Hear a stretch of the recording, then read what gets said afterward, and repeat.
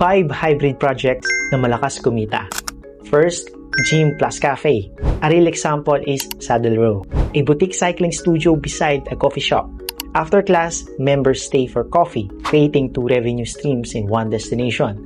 Second, commercial plus residential, like Ayala Center, Patty, and Vertis North. Retail sa baba, residential sa taas, kaya may income for tenants and residents. Third, Pilates or yoga studio plus coffee shop. This creates a lifestyle destination. People stay longer, kaya mas tumataas ang spending per visit. 4. Retail plus office. Example nito, ang Vertis North Corporate Center. Office workers sa taas, mall sa baba, creating constant daily traffic. 5th, hotel plus retail plus offices, like Centrio Mall. Retail draws visitors while the hotel and offices keep the property active year-round because the smartest commercial buildings are not just buildings, they are income ecosystem.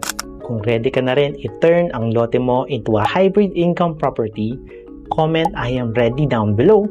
Tulungan ka naming simulan ang hybrid business mo. For more tips on smart property design, follow Architect Brendan and Rufa.